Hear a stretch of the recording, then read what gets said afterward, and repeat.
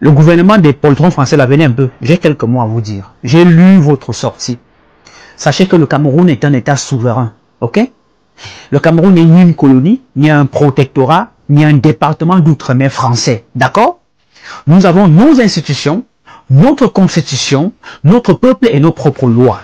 Et c'est dans le respect de tout cela que l'élection présidentielle du 12 octobre 2025 s'est tenue, observée, validée et proclamée par le Conseil constitutionnel dans les règles de l'art, qui est la seule instance habilitée à le faire. Alors que le peuple camerounais aspire à la paix après une période électorale dense, après une période électorale ou post-électorale qui a été un peu secouée, voilà que la France se permet une fois de plus de venir donner des leçons de démocratie comme si elle en avait le monopole. Vous n'avez pas le monopole parce que vous n'êtes pas le meilleur exemple, vous n'êtes plus le bon exemple. Ok? Il faut avoir la mémoire sélective pour oser parler de répression violente au Cameroun. Mais pour qui vous vous prenez? Quand le monde entier a vu comment les gilets jaunes ont été matés à Paris, secoués à Paris, torturés à Paris, à Montpellier, à Nantes, les yeux crevés, les mains arrachées, les citoyens traînés dans la boue, dans la rue, par la police française. Vous n'avez rien dit. Le Cameroun ne vous a pas donné des leçons. Ok? Le Cameroun n'a pas besoin qu'on nous dicte sa conduite à tenir depuis Paris. D'accord? La France, vous ferait mieux de balayer devant votre propre porte avant de prétendre juger le fonctionnement des autres nations. Chez nous, hein, il n'y a pas de répression de citoyens pacifiques. Tout ce que vous avez vu là, hein, ce sont des bandes manipulées, droguées et financées par vous, par vos réseaux pour semer le chaos dans notre pays qui ont choisi la violence. Ils ont choisi, avec votre complicité, d'incendier des marchés, de s'attaquer aux biens privés, de brûler des stations-service, de s'attaquer aux bâtiments publics et de menacer ouvertement les forces de défense et un gouvernement qui est légitimement établi. Et la France voudrait que le gouvernement reste les bras croisés, qui laisse le chaos s'installer comme si de rien n'était. Non, ce n'est pas de la démocratie. J'appelle ça de la naïveté ou même de la complicité parce que votre sortie prouve que vous êtes complice de la situation du chaos qui a failli au Cameroun. La France dit préoccupée par le Cameroun, mais vous ne l'êtes pas. Lorsque vous avez soutenu des guerres en Afrique, vous étiez où quand les populations entières ont été décimées sous votre regard? Non, vous n'étiez pas au Mali, ni au Burkina Faso, ni au Niger ou au Sénégal. Et ces pays-là ont décidé de rompre avec vous. Tutelle humiliante. Et pourtant, les mêmes causes, vous oubliez, produisent les mêmes effets. Les peuples africains se réveillent. Oui, on se réveille. Le temps des dictats diplomatiques est terminé. Il est révolu. On n'a aucune leçon de démocratie à recevoir de vous. D'ailleurs, il serait naïf de croire que cette sortie du Quai d'Orsay est neutre. Non, elle n'est pas neutre. Nous avons tous vu les rencontres discrètes et les photos ont fuité entre l'ambassadeur de France et M. Issa Chiroma Bakary quelques jours seulement avant la tenue de ce processus électoral. Nous savons aujourd'hui que cette déclaration de la France n'est que l'expression de la déception française face à la victoire éclatante, claire et nette de son Excellence Paul Biya qui a été choisi librement, majoritairement par le peuple camerounais. On sait que cela vous fait mal et c'est dans ce sens que vous faites ce type de sortie. Sachez que le peuple camerounais a parlé et son choix est sans ambiguïté, la paix, la stabilité, la continuité. Ce choix vous dérange. Il dérange ceux qui espéraient voir un scénario de chaos pour justifier une intervention étrangère. Oui, vous ne l'aurez pas. Le Cameroun n'est pas la Libye, ni le Niger, ou encore le Mali. Non. Ici, nous savons lire l'histoire et nous avons retenu la leçon chaque fois que la France s'est mêlée d'un pays africain, c'était pour le diviser, c'était pour le piller et pour le déstabiliser. C'est pour cela que le président de la République n'a pas renouvelé vos accords militaires et on sait que vous lui en voulez pour ça. Paul Biya, que cela vous plaise ou non, reste le président légitimement élu du Cameroun. Retenez-le bien. Il incarne la modération, la sagesse, la défense des intérêts du peuple camerounais. Les Camerounais savent qu'en lui, leur pays reste debout, fort et respecté partout. Avant de parler de liberté fondamentale ou de détention arbitraire, selon votre lettre, la France devrait s'interroger sur la situation de ses propres citoyens. D'accord? Rappelez-vous des milliers de Français qui sont violentés ou arrêtés pendant les manifestations sociales. Je parlais tout à l'heure des Gilets jaunes et bien d'autres. Hein? Rappelez-vous des migrants qui sont partis dans des camps indignes en France. Rappelez-vous de cela. Rappelez-vous des discriminations raciales, des violences policières et des atteintes répétées aux libertés publiques. Voilà le vrai visage de la grande démocratie française. Mais pour qui vous vous prenez pour vouloir donner des leçons à un pays démocratique et fier comme le Cameroun? Le Cameroun, lui, il avance. Il ne cédera pas à la provocation. Il protège ses citoyens, ses institutions et son avenir. Et il continuera de le faire sans autorisation ni bénédiction étrangère, que ce soit de la France ou d'un autre pays. D'accord? Nous n'avons aucune leçon, je dis bien aucune leçon à recevoir de ceux qui ont transformé la Libye en un champ de ruines, en un champ de bataille, semé le désordre au Sahel et soutenu des groupes armés pour des intérêts économiques. Tout cela est terminé et vous n'allez pas jouer avec le Cameroun. Le Cameroun n'est pas un terrain de jeu diplomatique. Le Cameroun n'est pas un laboratoire d'ingérence. Le Cameroun est un État souverain, debout et maître, seul et unique maître de son destin. Est-ce que vous m'avez bien compris?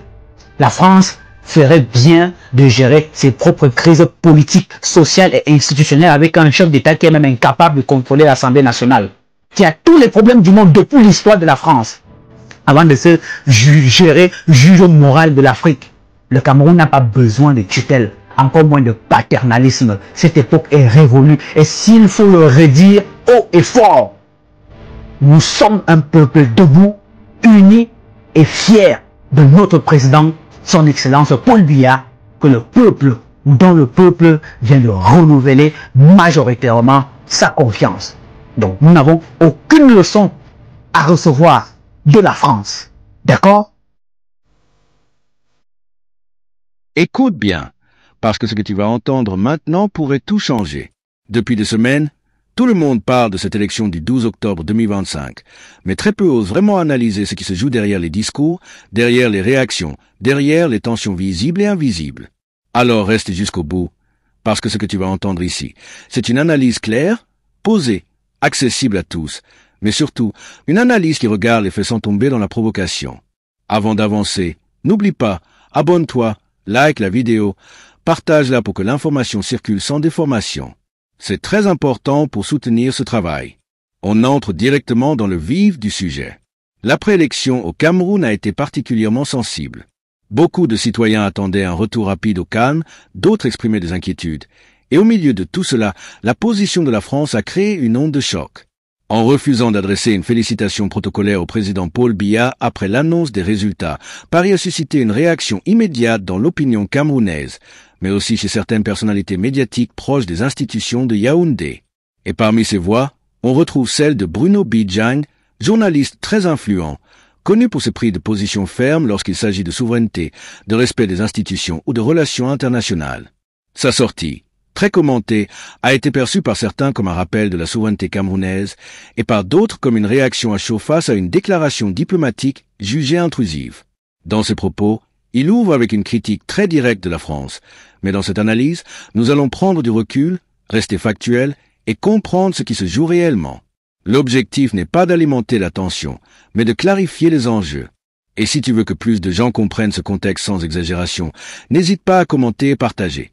Chaque interaction aide la vidéo à atteindre ceux qui cherchent une information équilibrée. Bruno Bidjang commence en rappelant que le Cameroun est un État souverain, un pays indépendant avec ses institutions, ses lois, sa constitution et des règles électorales clairement établies. C'est un point incontournable dans toute discussion politique. Aucun pays au monde n'apprécie d'être perçu comme dépendant ou sous influence. La souveraineté est un principe fondamental dans les relations internationales et c'est sur ce principe qu'il ancre ses propos. Ce qui répond à la France, c'est essentiellement ceci. Le Cameroun n'est pas une colonie, ni un protectorat, ni une extension administrative d'un autre pays. C'est une affirmation qui résonne fortement dans une partie de l'opinion publique camerounaise, où la question de la relation avec les anciennes puissances coloniales demeure sensible. Dans son intervention, il rappelle que l'élection s'est déroulée selon les mécanismes prévus par les autorités camerounaises, sous l'encadrement du Conseil constitutionnel, institution considérée comme la seule habilité à valider le résultat final. Dans un contexte post-électoral où beaucoup attendaient une période d'apaisement, une déclaration venant de l'extérieur a été perçue comme un élément perturbateur. C'est ce que Bruno Bijang reproche à la France. Intervenir dans une période délicate au moment où le Cameroun cherchait justement à sortir des tensions et à retrouver la stabilité. Mais au-delà de la critique politique, il y a un élément que tu dois absolument comprendre, l'émotion. Sa prise de parole n'est pas froide, elle est chargée, énergique, presque impulsive. C'est ça qui fait réagir, c'est ça qui circule sur les réseaux, c'est ça qui attire l'attention. Mais en analyse politique, il est toujours essentiel de mettre un filtre, de regarder les faits calmement.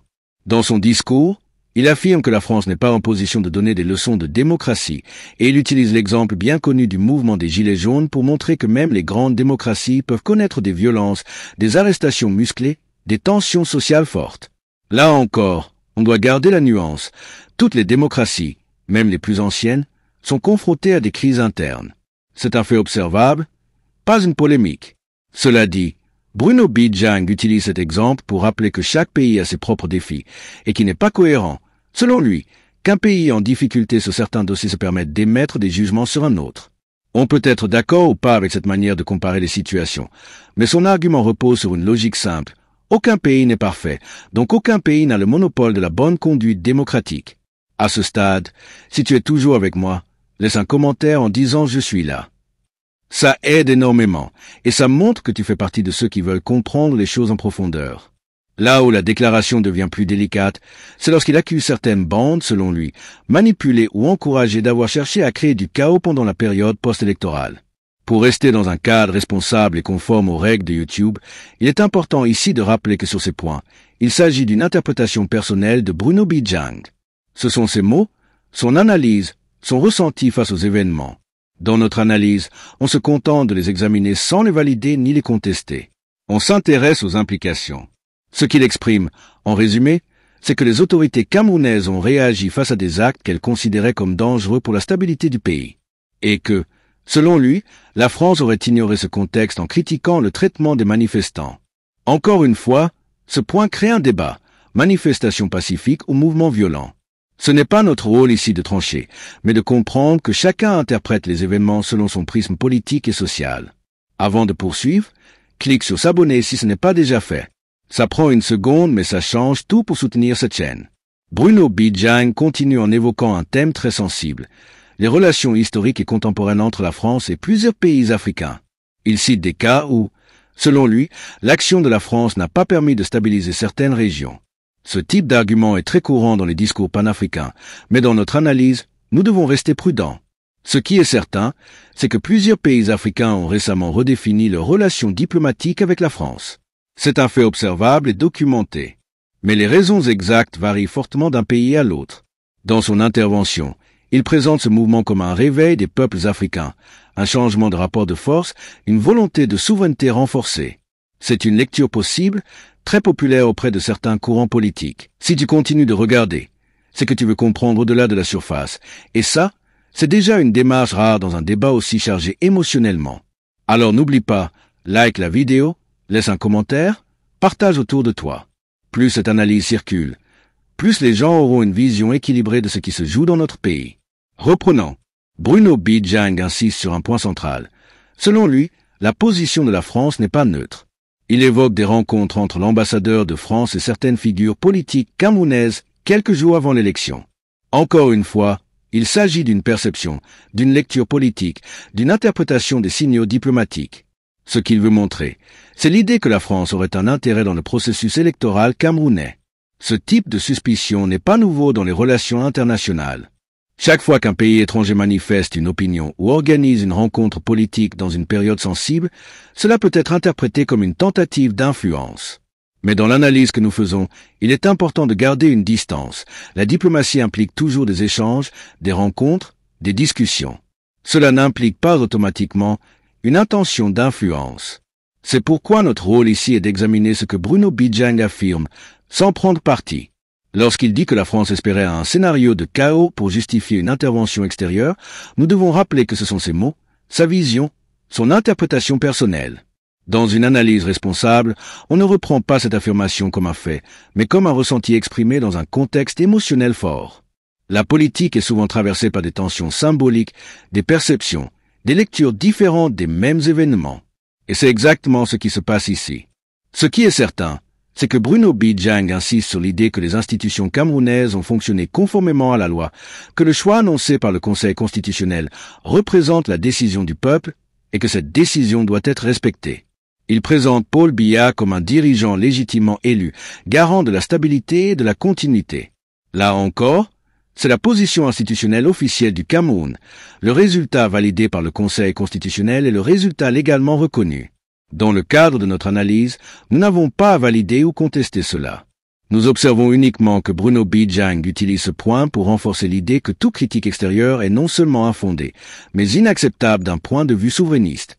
Et c'est justement ce souverainisme qui traverse tout son discours. Pour lui, le Cameroun est un pays debout, un pays qui décide pour lui-même, un pays qui refuse désormais toute forme de paternalisme ou d'ingérence. Cette idée n'est pas propre à lui, elle est très présente dans une grande partie de l'opinion africaine aujourd'hui.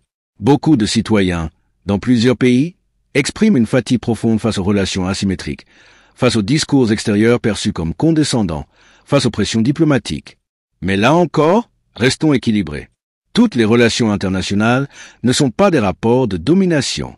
Elles sont aussi économiques, culturelles, sécuritaires, historiques. Et lorsqu'un pays comme la France réagit à une élection, cela peut venir d'une préoccupation sincère, mais aussi être perçu comme une ingérence. Tout dépend du point de vue à partir duquel on se positionne. C'est pour cela que notre analyse reste posée. Il y a plusieurs manières de comprendre une même déclaration diplomatique. Revenons au discours. Bruno Bijang évoque ensuite les conflits dans lesquels la France a été impliquée en Afrique. Il cite la Libye, le Sahel, le Mali, le Niger et présente cela comme des exemples où l'intervention extérieure a conduit à la déstabilisation. Sur ce point, il faut être très prudent. La situation de chaque pays est extrêmement complexe et dépend d'une multitude de facteurs internes et externes. Dire qu'un seul acteur porte toute la responsabilité serait une simplification. Et ici, dans une analyse responsable, on doit rappeler que la géopolitique est un domaine où plusieurs forces s'entrecroisent. Cependant, il est indéniable que beaucoup de gens, dans plusieurs pays africains, voient dans ces interventions étrangères une cause de chaos. C'est une perception réelle, même si elle n'est pas universelle. Et c'est cette perception que Bruno Bijang mobilise dans ses propos. Il sait que ce récit résonne fortement auprès d'une partie de la population. C'est ce qui donne à son discours un impact émotionnel puissant. Mais au-delà des émotions, il y a la réalité politique du Cameroun, la fin de certains accords militaires avec la France. C'est un fait, et cela montre clairement une volonté de réorientation diplomatique. À partir de ce fait réel, Bruno Bijang construit l'idée que la réaction de la France serait liée à un ressentiment ou à une perte d'influence. Encore une fois, c'est son interprétation. Dans toute cette séquence, la tension franco-camerounaise est présentée comme une rupture entre un ancien modèle de relation et une nouvelle dynamique. Et c'est ce qui donne à son discours ce ton très affirmé, presque solennel. Lorsqu'il dit que le Cameroun n'a aucune leçon à recevoir, il ne parle pas que d'une élection. Il parle d'une vision globale, historique, identitaire même, de la place du Cameroun dans le monde. Prends une seconde. Si tu es encore là, écris en commentaire « Je comprends mieux ». Ça aide énormément à référencer la vidéo et à faire savoir que les gens suivent l'analyse. Continuons. Lorsqu'il décrit la France comme un pays traversé par des crises politiques, sociales et institutionnelles, il veut montrer qu'aucun pays n'est en position d'être un modèle absolu. C'est un argument qui revient souvent dans les analyses politiques. Rappelez que même les puissances les plus anciennes peuvent connaître des tensions démocratiques. Ce constat n'est pas une attaque, c'est une réalité observable dans de nombreux pays du monde. Là où son propos devient plus intense, c'est lorsqu'il affirme que le Cameroun est debout, uni et fier de son président. C'est une déclaration politique forte, alignée avec la position du gouvernement. Comme toujours, notre analyse ne prend pas parti. Elle observe que cette formulation sert à renforcer l'idée de cohésion nationale autour du chef de l'État dans un moment post-électoral sensible. Il conclut en réaffirmant que le Cameroun n'a pas besoin de tutelle, que l'époque où d'autres pays dictaient leur conduite aux nations africaines est révolue et que ceux qui ne l'ont pas encore compris doivent le faire. C'est une conclusion qui s'inscrit clairement dans une vision panafricaine moderne, très présente dans les nouveaux discours politiques du continent. Et c'est ici que notre analyse prend toute son importance. Ce discours n'est pas qu'une réaction émotionnelle. Il s'inscrit dans un contexte plus large, celui d'un repositionnement diplomatique, d'un débat sur la souveraineté, de relations complexes entre pays africains et anciennes puissances coloniales et d'un climat post-électoral chargé. Avant de passer à la suite, prends une seconde, abonne-toi si ce n'est pas déjà fait. Ça aide la chaîne, ça soutient ce travail et ça permet à l'analyse d'atteindre ceux qui ont besoin d'informations claires plutôt que de rumeurs.